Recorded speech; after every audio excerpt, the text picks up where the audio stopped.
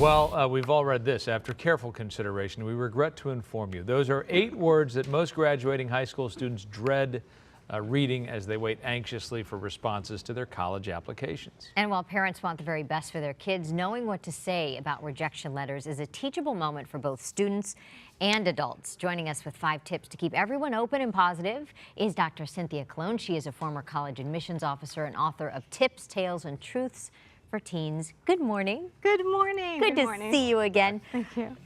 First, we have to address the fact that I would imagine parents and students that are entering college are talking about this ongoing college cheating scandal, the impact on parents and students when it comes to trusting current admissions process and testing. So what do you tell parents and students about, the current situation we're in?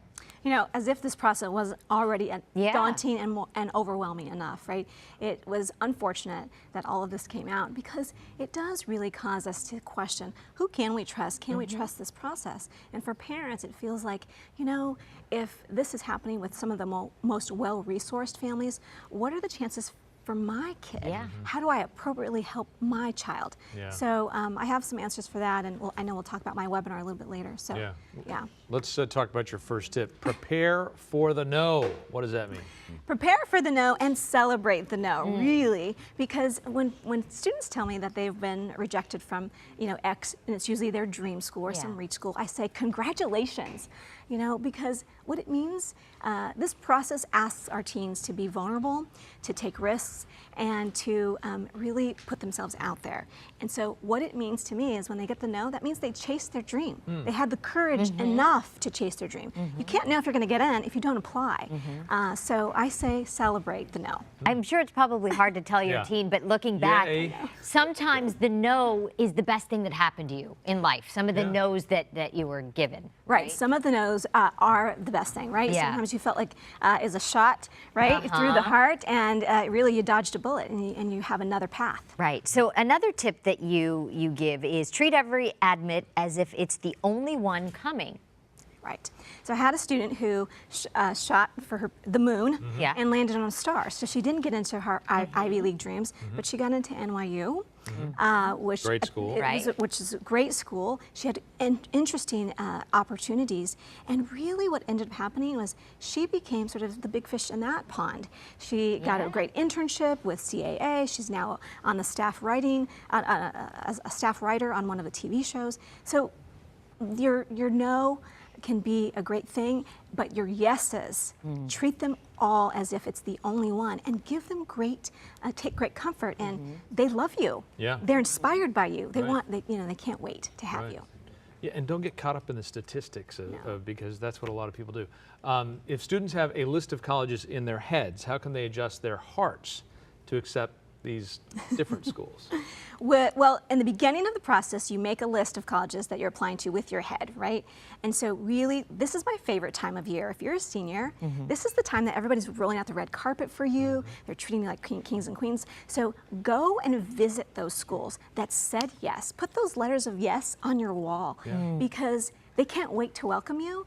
And when you go to visit them, you're going to find your home, and you're going to choose with your heart.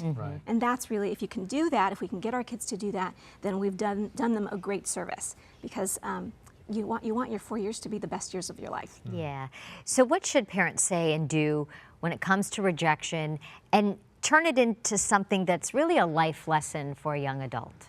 Well, as adults, we know, right, that life doesn't always work out the way we plan.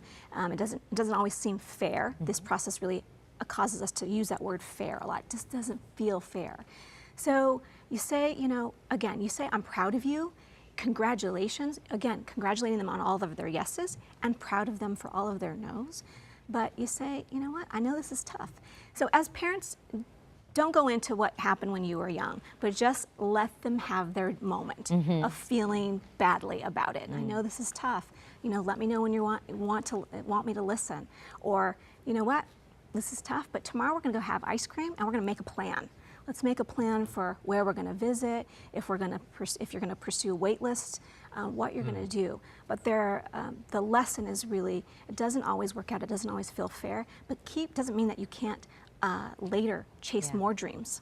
Yeah. And finally, understanding how a second choice can sometimes be your number one. What does that mean?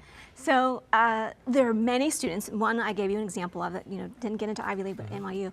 My best friend from high school, she was our salutatorian. She was top, and someone I admire. And Of course, you were the valedictorian, but okay. No, I was not. So she applied to Stanford, didn't get in. She applied to UCLA, and she got in, which everybody said, "Wow, go, go, go!" Yeah. And she deposited there, but went to visit Azusa Pacific University, which is also a school that invited her. And she spent time there. She fell in love. They were so warm and welcoming. She found a community of people that she knew she could be part of. And she decided to go to APU. And she's never regretted that decision. Yeah. So pretty, perfect, and prestigious isn't always the right choice. Right. Right. All Yeah. right. For more information and Dr. Cologne's free webinar training, it's titled 5 Secrets Every Family Should Know About College Admissions. You can go to her website to sign up. Thank you. Thank you. For coming in this morning. All right, still ahead, the